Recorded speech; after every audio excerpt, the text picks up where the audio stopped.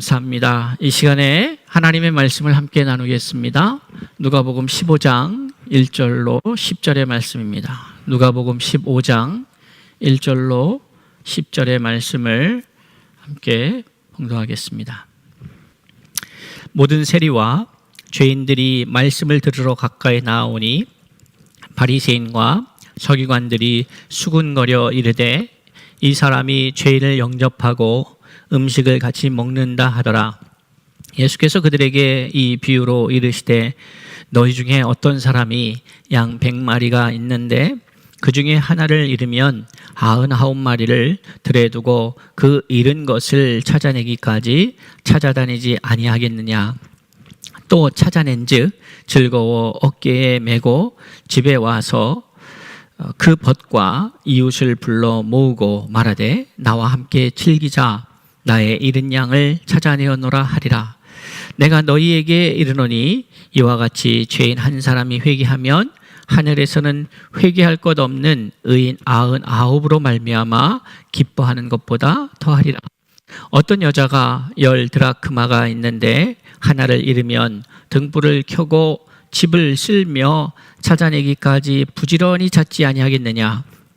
또 찾아낸즉 벗과 이웃을 불러 모으고 말하되 나와 함께 즐기자. 잃은 드라크마를 찾아내어노라 하리라. 내가 너희에게 이르노니 이와 같이 죄인 한 사람이 회개하면 하나님의 사자들 앞에 기쁨이 되느니라. 아멘. 반갑습니다. 한 주 한 주 하나님의 은혜 가운데에서 저와 여러분이 생활을 하고 있다는 것을 우리가 인정하지 않을 수 없는 시대를 살아가고 있습니다. 날씨가 추워지고 또 몸이 굳어지고 위축되고 우리 행동 반경이 제약을 받는 지금의 상황 속에서 우리의 영혼은 더욱더 끊임없이 하나님을 향하여 나아갈 수 있기를 바랍니다. 우리의 육체가 움직임을 제약받는 상황 속에서 우리의 영을 제약할 수 있는 것은 없겠죠. 우리의 영이 하나님을 향하여 더욱더 앙망하고 바라고 나아갈 때에 오히려 육신의 제약받음이 하나님 앞에 기회가 되리라 생각이 됩니다. 예전에는 너무 바쁘다 보니까 막 이리저리 움직이고 일상이 너무 분주하다 보니까 하나님 앞에 서는 시간들을 확보한다는 것이 그렇게 쉽지 않은 상황이었다면 오히려 오늘날에는 하나님 앞에 서는 시간들이 더욱더 우리에게 귀중하고 또 그런 시간들을 갖기가 훨씬 더 가능해졌다. 이렇게 좋은 점이다. 이렇게 말씀드릴 수가 있습니다. 이 상황이 오히려 우리에게 하나님을 찾는 갈급함으로 또 하나님께 나아가는 복된 시간으로 우리에게 주어진다면 오히려 하나님이 주신 은혜로서 받아들여지게 된다라는 사실을 우리가 기억했으면 합니다. 저는 올 한 해를 이렇게 돌아보면서 많은 생각들과 감상들이 있겠지만 특별히 생명을 주제로 시작한 올 한 해를 이렇게 돌아보면 생명이라고 하는 것은 어떠한 것도 막아내기가 어려운 것이구나. 우리의 눈에는 우리가 기대하는 생명의 모습들이 있을 것입니다. 이러한 모습 저러한 모습이 있을 터인데 그러나 그것과 상관없이 우리의 예상과 기대와 우리의 바람과 상관없이 하나님의 생명의 역사는 끊이지 않고 진행되고 있구나, 가속되고 있구나 하는 생각을 갖게 됩니다. 우리가 지금 2020년도를 보면서 사람들은 대단히 불편한 것 같습니다. 그런데 오히려 자연은 행복해하는 것 같기도 합니다. 사람들이 불편해지는 것이 어떻게 자연의 행복으로 가게 되었을까? 이것은 하나님의 질서하고는 창조 질서하고는 맞지 않는 것이죠. 사람의 기쁨은 자연의 기쁨이 되어야 되고 자연의 행복은 사람에게 기쁨이 되어야 되겠다 이런 생각을 갖습니다. 하나님께서 꿈꾸시는 이사야서 65장에서 우리에게 들려주시고 있는 그러한 하나님 나라의 모습은, 이상적인 그 하나님의 나라의 모습은 자연과 사람이 대립하고 서로를 소모하는 관계가 아니라 서로를 통하여 서로가 생명을 복원하고 생명을 회복하고 생명을 누리게 되는 그러한 장면을 우리는 보게 되는 것이죠. 그리고 그곳에는 항상 무엇이 있는가? 바로 희락이 있다는 사실입니다. 이것은 우리가 하나님의 그 창조의 역사를 기록하고 있는 창세기 1장에서도 우리에게 확인되어지고 있는 바이죠. 이 모든 것을 지으신 것을 보시고 심히 좋았다라고 하나님의 창조 이후에 그 창조의 일들을 완성하시고 하나님께서 그것에 대해서 어떻게 감상하셨는가, 어떻게 보고 계시는가를 그렇게 성경은 우리에게 표현하고 있다는 사실입니다. 사랑하는 성도 여러분, 보시기에 좋았더라라고 하는 이 말을 들을 때에 저는 제 자신이 기뻐하는 것을 보게 됩니다. 여러분은 어떠십니까? 누가 기뻐하는 모습을 보면 기쁘십니까? 기뻐야 되겠죠. 누가 슬퍼하는 것을 보면 슬퍼야 되겠죠. 그것이 참 하나님의 사람들의 모습입니다. 그런데 우리 안에 때로는 그렇지 않을 때가 있음을 보게 됩니다. 사촌이 땅을 샀는데 배가 아프다. 그러면 그게 우스갯소리가 아니라 실질적으로 어느 때는 남이 잘 되는 것이 좀 마음이 불편할 때가 있죠. 여러분은 안 그러시겠지만은 제가 저 자신을 보면 남이 잘 되는 것이 100번이면 100번 다 행복해 하는가? 안 그럴 때도 있는 것 같아요. 때로는 나도 좀 그렇게 됐으면 좋겠는데 남이 잘 되는 거 보면은 왜 나는 안 되나? 뭐 이런 더 나아가서 잘 되나 봐라 뭐 이렇게까지는 안 하더라도 어쩌다 됐겠지 잘 되나 봐라 이렇게까지는 안 되더라도 그 누군가의 잘됨이 나에게 함께 기뻐할 수 있는 그러한 사건이 되어야 되는데 그러지 못하고 오히려 내 안에 불편함을 만들어내는 것이 되고 말았다면 나는 나 자신을 돌아봐야 합니다. 그래서 하나님 앞에 내 마음이 하나님의 마음이 아니구나.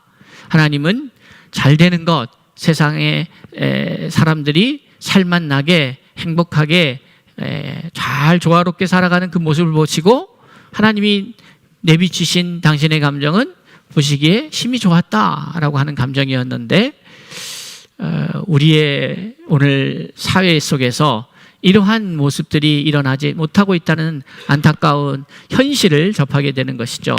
그렇기 때문에 우리는 하나님 앞에 이러한 상황 속에서 다시 그 하나님의 자녀됨을 회복하는 것, 그것은 우리가 우리의 생명을 다시 부여받고 살아나고 있다는 증거일 것이며 새로운 시대를 열어가는 데 있어서 어떠한 사람들이 이 시대를 열어갈 수 있는가를 대단히 알아볼 수 있는 중요한 잣대가 되지 않나 이런 생각을 해봅니다.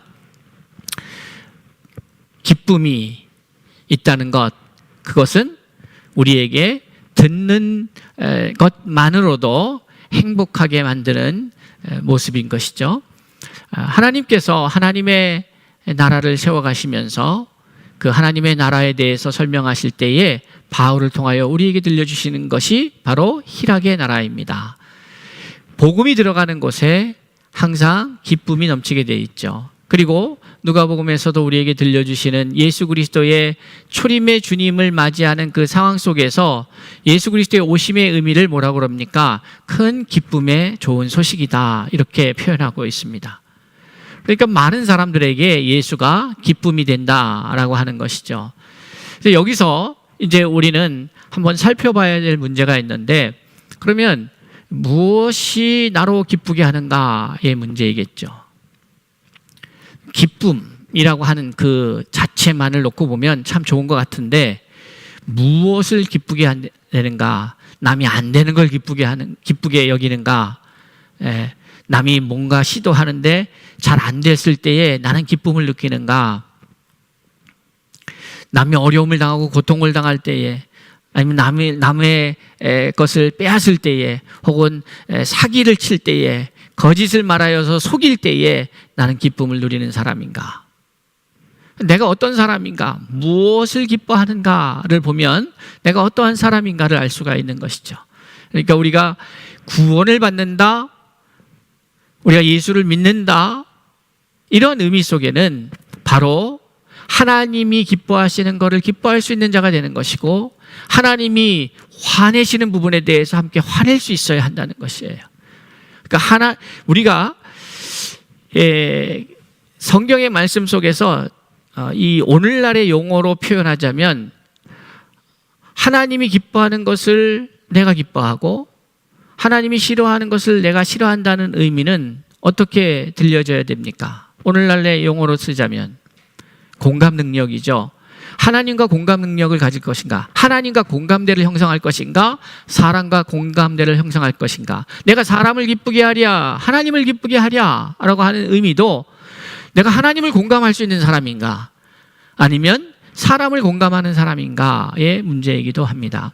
오늘 우리가 시대를 살아가면서 대한민국을 이렇게 쳐다보면, 특별히 서울이라고 하는 그 밀집된, 인구가 밀집되어 있는 그런 주거 공간이 밀집되어 있는 이 공간 안에서 우리가 살아가고 있는데, 이 서울이 매우 복잡하죠. 근데 저 비행기를 타고 가면서 이 대한민국을 볼 때 이 도시들을 내려다보면서 더 높은 곳에서 이 서울을 내려다볼 때에 가장 다른 도시하고 다르게 느껴지는 게 뭐냐 하면 바로 아파트가 많다는 겁니다. 아파트라고 하는 것은 어떻게 보면 이 거주 공간에 있어서 함께하고 있는 사람들의 밀착도가 밀집되어 있다는 의미는 그 밀착도가 조밀조밀하게 있다는 것이죠. 그렇지 않겠습니까? 가만히 보면 벽 하나를 사이에 두고 이웃과 함께하고 있는 것이죠. 그래서 층간소음도 나오고 층별소음도 있고 등등의 어려움들도 있습니다. 중요한 것은 거리상, 물리적 거리로는 가까워졌는데, 그런데 예전에 우리가 뭐 예전이라기 할 것도 없죠. 지금도 이렇게 지방에 혹은 시골에 농촌에 내려가 보면은 이 개인 주택, 그래서 담이 있고 문이 있고, 그래서 담이 있긴 하지만 옆에 이렇게 쳐다보면 옆집이 보일 수 있는 그러한 주거 환경 속에서 살아가고 있는, 물리적으로는 그 거리가 있지만 그러나 심리적 거리는 훨씬 더 가까운 그런 관계들을 우리는 보게 됩니다. 어떻게 이해해야 될까?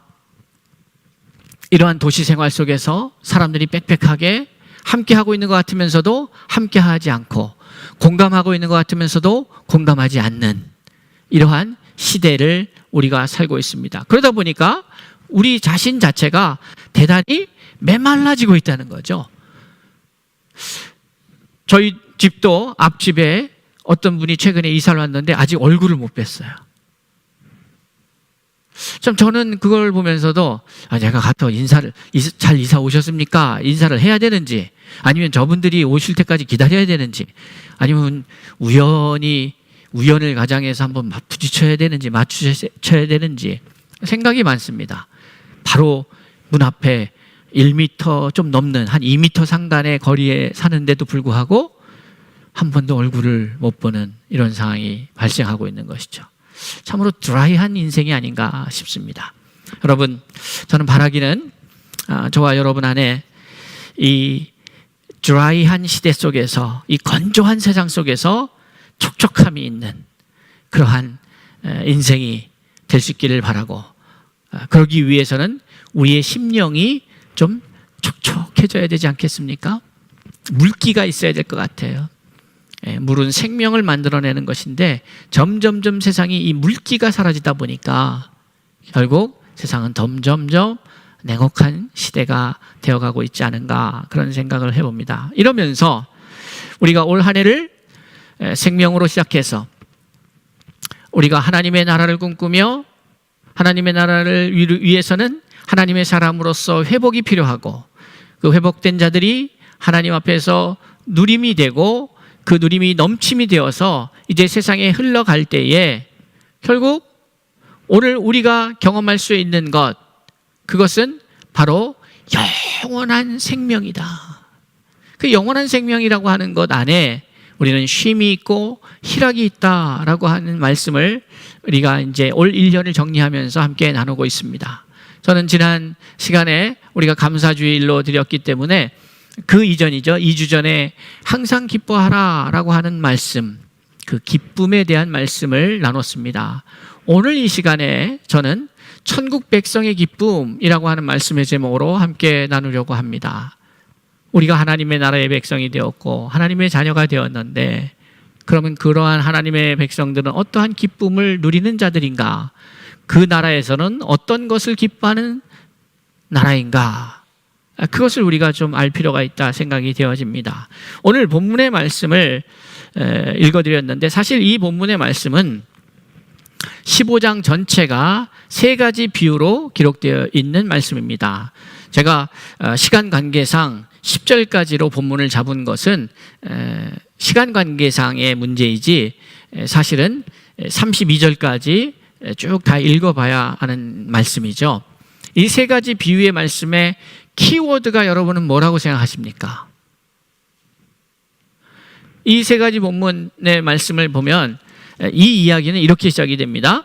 모든 세리와 죄인들이 말씀을 들으러 가까이 나아오니 바리새인과 서기관들이 수군거려 이르되 이 사람이 죄인을 영접하고 음식을 같이 먹는다 하더라. 이렇게 시작이 됩니다. 이 상황을 아시겠죠? 예수님께서 모든 세리와 죄인들이 말씀을 들으러 가까이 온다. 이 상황 설정, 누가가 이 표현할 때는 이 세리라고 하는 사람이 당신 직업상 어떤 의미가 있는 거예요? 죄인의 대표적인 아이콘. 죄인 얘기할 때에 세리 하면은 그거 도둑놈들 뭐 이렇게 느끼는 그런 느낌이었죠. 근데 기억하십시오. 이 사건 뒤에 이제 19장에 가서 누구의 얘기가 나옵니까? 삭개오의 얘기가 나옵니다.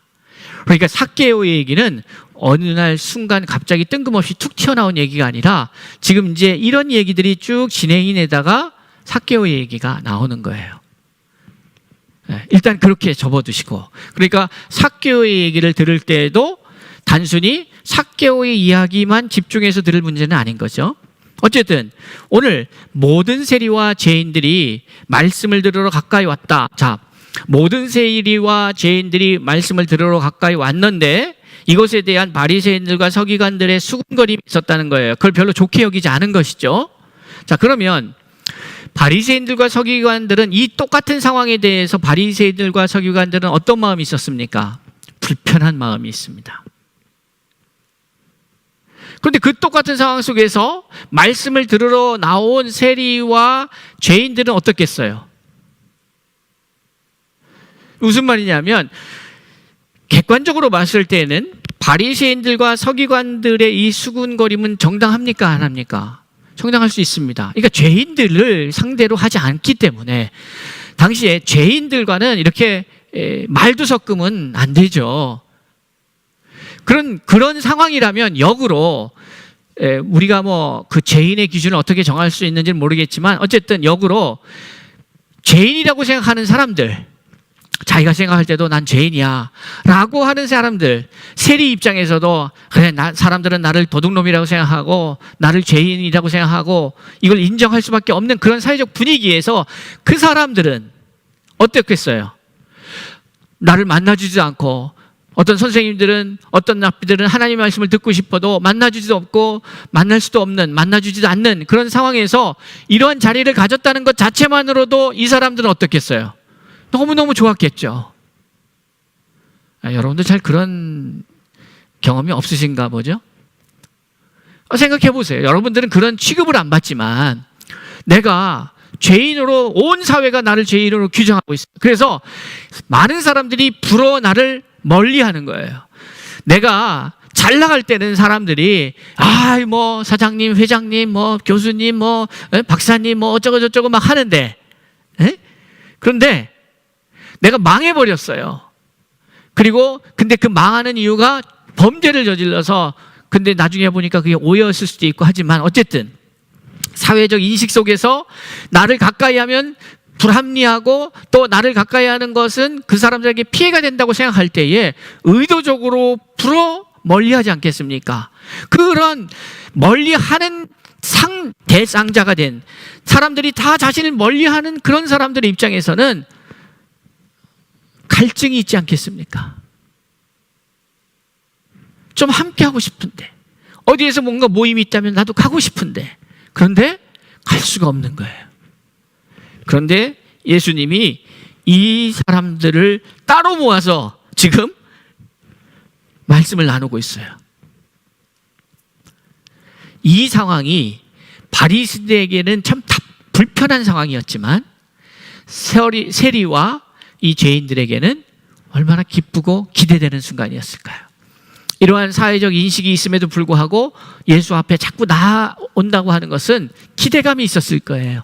야, 오늘은 어떤 말씀을 들려주실까? 아, 이런 일이 있었다고 하는데 요즘 세간에 화제가 되고 있는 그 예수라는 분이 말씀을 전한다고 하는데 가르침이 특별하다고 하는데 어떨까 하는 설레임과 기대감 속에서 찾았을 거예요. 그런 아주 우스운 상황, 극단적 감정을 갖고 있는 이 같은 상황에 대해서 극단의 감정을 갖고 있는 두 부류가 나오고 그것에 대한 질문, 퀘스천이 있습니다. 아니, 저 사람은 어떻게 의인이라고 말하는 사람이 죄인과 저렇게 같이 할까? 그러한 상황적 질문 속에서 이 이야기가 시작된다는 거예요. 그러면서 앞에서 말씀드린 것처럼 세 가지 비유의 말씀을 하십니다. 첫 번째 비유가 뭡니까? 그것은 어떤 한 사람이 양 100마리가 있는데 그 중에 하나를 잃어버렸어요. 그리고 그 잃어버린 한 마리를 찾기 위해서 99마리를 놔두고 그 한 마리를 찾아내기까지 찾아다니는 모습을 우리에게 소개하고 있습니다. 그리고 찾게 됩니다. 그리고 그 찾게 되니까 어떠냐면 그것을 들러 얼추 메고 즐거워서 어깨에 메고 집에 와서 잔치를 엽니다. 그 벗과 이웃을 불러 잔치를 엽니다. 잔치를 열 때에 이 양을 찾은 것에 대한 잔치를 벌려놓고 잔치를 열 때에 들어가는 비용은 아무래도 양값보다도 더 많이 들을 것 같다는 생각도 듭니다. 그러니까 이거 경제적인 측면에서 이것은 뭐 저렇게까지 할 필요가 있나 할 수 있지 않겠습니까? 그런데 이 주인은 그렇게 했단 말이에요. 이게 되게 중요한 문제예요. 누구는 나는 그런 짓은 안 해 하는 일을 누구는 기꺼이 머뭇거림 없이 그냥 적극적으로 이 일을 하고 있다는 거예요. 우리의 모습이 그렇지 않을까요? 세상 사람들 눈에는 저런 일을 왜 할까? 손해보면서 왜 할까? 힘들면서 왜 할까? 라고 묻고 있는데 우리는 이것에 대해서 계산하지 않고 그냥 본능적으로 반응하는 거죠. 그냥 99마리를 놔두고 그 한 마리를 찾으려고 다니는 것 자체적으로도 좀 문제가 있고, 왜? 99마리 있으면 한 마리 아쉽긴 하지만 이 90마리를 잘 간수해서 또 새끼 낳게 하고 하면은 뭐 또 늘어나지 않겠습니까? 그 한 마리가 뭐 대수겠습니까? 1%인데 이렇게 생각할 수 있지 않겠어요? 그런데 이 주인은 본능적으로 놔두고 찾아 나서는 거죠. 그리고 찾을 때까지 그 일을 멈추지 않습니다. 그리고 찾게 되면 돌아와서 경제적으로는 계산이 안 되는 일을 하는 것이죠. 가족끼리 너무 좋다. 아버지가 이거 드디어 찾았다. 오늘 좋은 거 해먹자. 이거는 이해가 돼요. 그런데 이웃까지 불러서 할 필요는 없잖아요. 그러니까 이 주인이 이 양을 찾아 나선 그 동기, 이 양을 찾아 나설 수밖에 없는 그 동기가 무엇인지가 대단히 중요한 거죠. 그 동기가 뭐냐? 이 경제적인 이슈냐의 문제예요. 자, 여기서 접고 이제 여기서 이 이야기를 마무리하고 두 번째 이야기는 70드라크마를 찾은 여인의 비유이죠. 10드라크마가 있는데 하나를 잃으면 등불을 켜고 집을 쓸며 찾아내기까지 부지런히 찾지 아니하겠느냐? 찾아낸즉 똑같은 일을 합니다. 위의 비유와 벗과 이웃을 불러 모으고 말하되 내가 잃은 드라크마를 찾아내었다. 내가 너희에게 이르노니 이와 같이 죄인 한 사람이 회개하면 하나님의 사자들 앞에 기쁨이 되느니라. 이런 얘기를 하고 있어요. 이 이야기도 마찬가지로 우리가 봐야 될 게 뭡니까? 도대체 이 여인은 무엇 때문에 어떠한 동기에 의해서 이 한 드라크마를 찾으려고 했을까?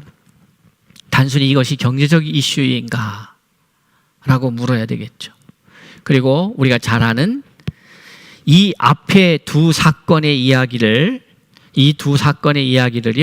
종합해서 한 이야기로 표현한다면 이제 종합 세트로 나오는 것이 그 11절 이후에 나오는 잃어버린 아들의 이야기입니다. 자, 그러면 이제 이야기를 종합해 봅시다. 앞에 두 사람의 동기는 무엇이었습니까? 그리고 여기서 반복적으로 우리에게 표현하고 있는 것이 있는데 그것은 뭐냐 하면 이 3절 이하에 기록된 잃어버린 한 양에 대한 비유도 보면 찾아낸 즉 즐거워 어깨에 메고 집에 와서 그 벗과 이웃을 불러. 이 얘기는 어떤 순서로 진행됐다고 볼 수 있어요? 그러니까 찾아가고 기뻐하니까 내가 사회적 체면이 있으니까 이걸 찾았으면 기뻐해야 되지. 근데 기뻐함의 그 강도를 어디까지 가야 되는 건가? 누구를 초대해야 돼? 어디까지 초대해야 돼? 이거를 생각하지 않은 것 같지 않습니까?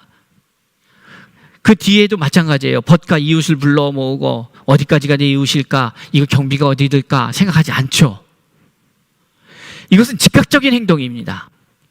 그러니까 잃어버린 것을 찾아 나서는 것도 즉각적으로 행동한 거고, 그것을 찾았을 때에 돌아와서 기뻐하면서 잔치를 배설하는 것도 즉각적인 행동이에요. 계산하거나 셈을 하지 않아요. 그게 무슨 말인가 하면 찾아 나서는 것도 본능적이고 돌아와서 기뻐하면서 기쁨을 함께 나누려고 하는 것도 거의 본능적으로 일어나고 있다는 거예요. 자, 여러분, 뒤에 나오는 탕자의 이야기도 마찬가지입니다. 즉각적이고 본능적입니다. 나가자마자 그날부터 계속 나가서 돌아오기만을 기다리는 것이죠. 나가자마자. 그리고 돌아왔을 때에는 계산하지 않고 즉각적으로 어떻게 합니까? 23절에 살진 송아지를 끌어다가 잡으라, 우리가 먹고 즐기자, 이것이에요. 거기에 뭐가 있습니까? 공통적으로 기쁨이 있어요. 7절에도 보면 의인 99마리로, 회개할 것 없는 의인 99으로 말미암아 기뻐하는 것보다 더하다, 더 큰 기쁨이에요.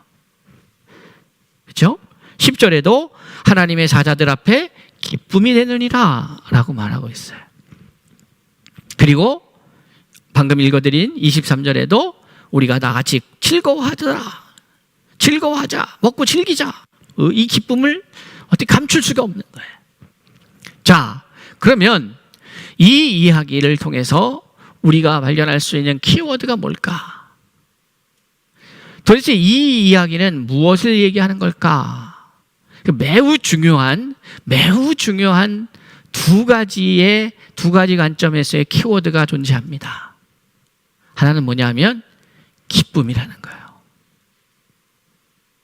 지금 이 사람은 결국은 결과적으로 봤을 때는 이 기쁨을 이루기 위해서, 이렇게 기뻐하는 것을 얻기 위해서 행동했다라고 볼 수 있어요. 결과적으로 우리가 3자 입장에서 봤을 때 이 사람의 행동, 이 세 사람의 뒤에 아버지 얘기는 빼더라도 이 앞에 두 사람의 예를 보면, 저렇게 기뻐? 그러면 이 사람의 행동을 분석하면, 저 정도 기뻐할 정도라면 저 사람은 저렇게 했어야 되는구나, 우리는 그렇게 생각할 수 있겠죠. 네. 기쁨이에요, 기쁨. 그리고 우리는 거기서 또 하나 찾을 수 있는 것이 하나가 있는데, 뭐냐면 잃어버린 것을 찾았다는 거예요. 잃어버린 것을 찾았다. 근데 그 잃어버린 것, 다 잃어버린 것이에요. 3절 이하에 나오는 비유의 말씀, 잃어버린 양에 대한 비유의 말씀도 뭡니까? 잃어버린 것을 찾은 기쁨이에요. 드라크마도 잃어버린 것을 찾은 기쁨이에요. 탕자의 비유도 어떻습니까? 24절에 보면 이는 내 아들은 죽었다가 다시 살아났으며 내가 잃었다가 다시 얻었다 이렇게 표현하고 있어요. 그러니까 제가 앞에 말씀드렸죠. 이 뒤의 이야기는 앞에 것들을 총정리한 망라한 아주 딱 결정판이 이 뒤의 이야기인데, 결국 앞에 두 이야기가 잃어버린 것을 찾았을 때의 그 기쁨이잖아요. 잃어버린 것을 찾았을 때의 기쁨이에요. 그런데 이 마지막에 세 번째 비유에서 예수님은 이 비유의 말씀을 하면서 잃어버렸다가 찾았다는 의미가 무엇인지를 정확한 단어로 표현하고 있습니다. 그게 뭡니까? 죽었다가 다시 살아났다 이렇게 표현하고 있는 거예요. 이건 좀 어떻게 생각합니까? 우리가 일상적으로 생각할 때에 잃어버렸다가 찾았다 이러한 개념을 넘어서는 훨씬 더 고차원적인 표현이죠. 그냥 잃어버린 거 찾았어요 이런 게 아니라 죽었다가 살았다는 거예요. 그러면 이 비유가 무엇에 대한 비유인지는 명확하게 알 수가 있어요. 이 세 가지 비유가 다 뭡니까? 잃어버렸다는 것은 결국 뭐예요? 죽었다는 거예요. 그런데 그 죽은 양을 살린 거예요. 찾았다고 하는 것은. 한 드라크마도 마찬가지죠. 잃어버렸어요. 집안 어느 구석에 있겠죠. 그거는 죽은 거예요. 여러분 그런 경험들이 있으실 거예요. 이사를 하다 보면 짐들을 다 드러내다 보면 어디서 숨어져 있던 동전들이 나옵니다. 요즘은 빌트인 장이라서 그런 게 없지만은 예전에는 장롱이 있었잖아요. 그러면은 장롱을 이제 빼면 그 밑에 동전들이 막 이렇게 들어가 있어요. 이거는 이 세상에 동전으로서 존재는 했지만 그 기능도 그 존재감도 없이 잃어버린 바 되었고 죽음과 다름없는 존재였던 것이죠. 그런데 그것이 이사를 하면서 장롱을 드러내고 찾아진 바 되었을 때는 어떻게 해요? 다시 이 존재가, 이 가치가 살아나는 거예요. 자, 이것이 삭개오하고도 연결됩니다. 예수님께서 삭개오 그 말씀의 핵심은 그 사람이 어떻게 변했느냐 이게 아니에요. 복음을 맡고 우리가 변했다? 그게 아니에요. 우리는 너무 그 하나님의 말씀을 드러난 그 표면적인 것들에만 집착하는 경향이 있어요. 그것도 은혜일 수 있어요. 근데 핵심은 뭐예요? 인자가 온 것은 잃어버린 것을 찾으려고 왔다. 이 표현을 쓰세요. 그러니까 그 표현은 단지 그때 불쑥 나타난 표현이 아니고 이미 누가복음 15장에서 내내 복음서 내내 핵심의 메시지로 던져지는 메시지예요. 그럼 오늘 우리는 이 말씀을 보면서 어떻게 생각해야 합니까? 키워드는 그거라니까요. 무엇을 기뻐하는가? 잃어버린 것을 찾는 것이에요. 근데 잃어버렸다가 찾는 것을 갖다가 예수님은 어떻게 설명하고 있느냐 하면 죽었다가 살아난 거다 이렇게 표현하고 있어요. 그리고 재밌는 사실은 비유를 하고 나서 그 비유의 말씀을 이제 그것이 무엇과 같으냐 하면 잃어버린 양에 대한 비유를 말씀하시면서는 이렇게 얘기하는 거예요. 7절에 내가 너희에게 이르노니 이와 같이 죄인 한 사람이 회개하면 하늘에서는 회개할 것 없는 의인 99보다 99으로 말미암아 기뻐하는 것보다 더한다 라고 하는 것을 오늘 이야기로 해석하자면 이거 어떻게 됩니까? 살아서 잘 살고 있는 사람들도 기쁨이 되죠. 그렇죠? 우리 자녀들 중에도 잘하는 애가 잘하는 것 그 기쁨이 돼요. 그런데 죽었다가 살아나는 것보다는 더 기쁘지 않다. 죽은 생명이 살아있는 생명으로 나오는 것보다 더 기쁜 것이 없는 데가 어디예요? 하나님의 나라다는 거예요. 그게 하나님의 나라. 이 세상은 어떤 세상이냐면 죽은 자들을 갖다가 외면하는 세상입니다. 죽은 자들을 땅에 묻는 세상이에요.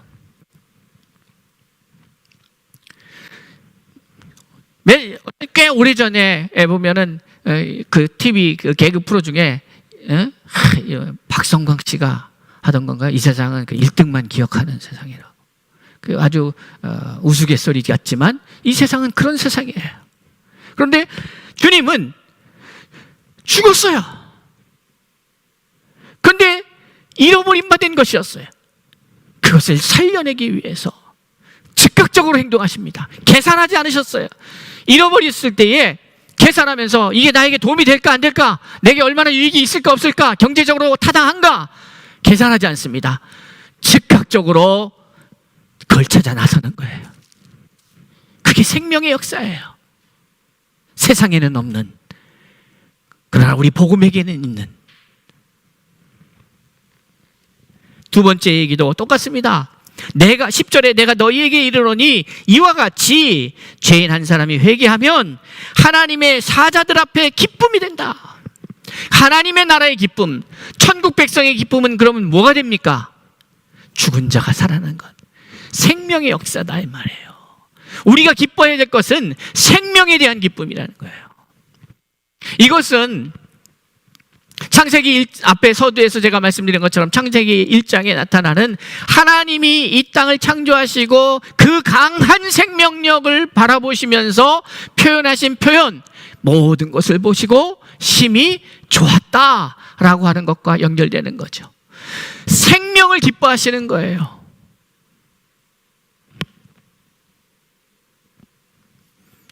저와 여러분은 무엇을 기뻐할 겁니까? 우리가 하나님 나라의 백성이라면 우리는 무엇을 기뻐해야 합니까? 내 영혼이 구원받은 것이 기쁨이 되죠. 그 예수님도 말하셨어요. 야, 너희들이 뭐 기적을 행하고 제자들이 나가서 기적을 행하고 귀신을 쫓고 막 엄청난 일을 하고 돌아와서 막 신나서 보고하니까 뭐라 그래요 주님이? 야, 그것도 그거지만은 너의 이름이 천국에 기록된 것으로 인하여 기뻐하라고. 그것은요, 생명을 얻게 된 것이 기쁨이 되어야 된다는 얘기예요. 생명. 그러니까 왜 우리가 전도할 수밖에 없느냐? 주의 증인이 될 수밖에 없느냐? 생명을 얻은 자는 그 생명을 향하여 즉각적으로 본능적으로 반응하고 나아가게 되어 있습니다. 그것이 안 된다면 난 아직 그 생명의 기쁨을 누리지 못하고 있는 거죠.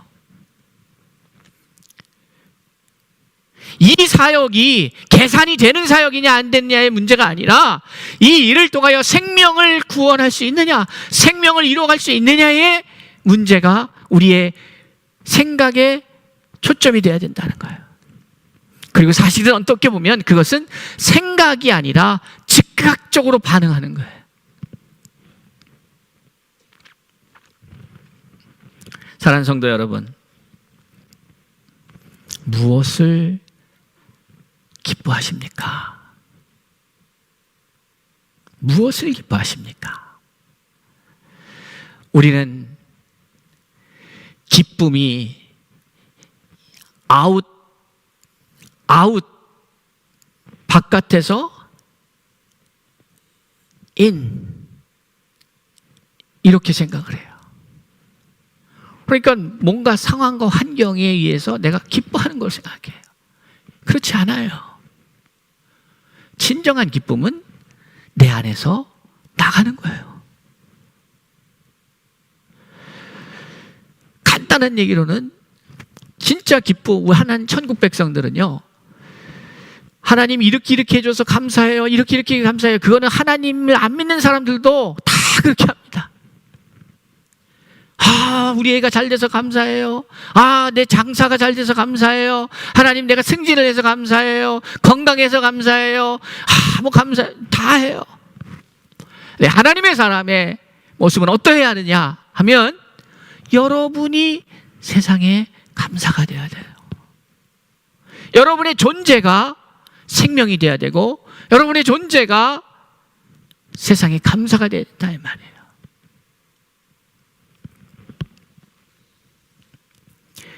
이 양 한 마리를 이 생명을 귀히 여겨서 달려나갔던 이 모습은 계산된 행동이 아니었습니다.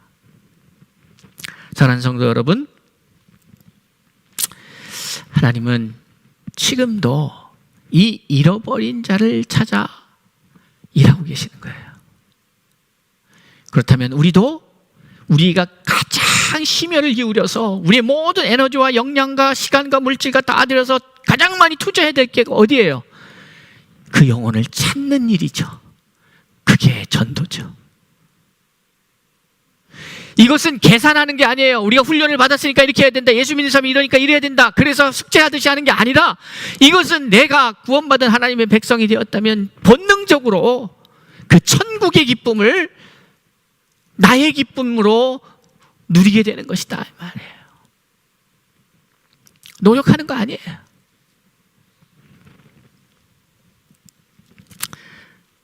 여러분, 우리는 2021년도를 이제 맞이하게 됩니다. 어떻게 사시렵니까? 천국의 기쁨을 누리는 천국 백성으로서의 삶을 사시겠습니까? 아니면 이 세상의 백성의 기쁨을 누리면서 사시겠습니까? 주님이 오늘 이 말씀을 통하여 천국 백성이 기뻐해야 될 기쁨의 내용이, 그리고 천국 백성은 어떠해야 하는지를 우리에게 말씀하고 계십니다. 사랑하는 성도 여러분, 우리는 하나님 나라의 백성입니다. 하나님 나라의 백성이 누려야 될 기쁨을 마음껏 누릴 수 있는 새로운 한 해가 될 수 있기를 바랍니다. 기도하겠습니다.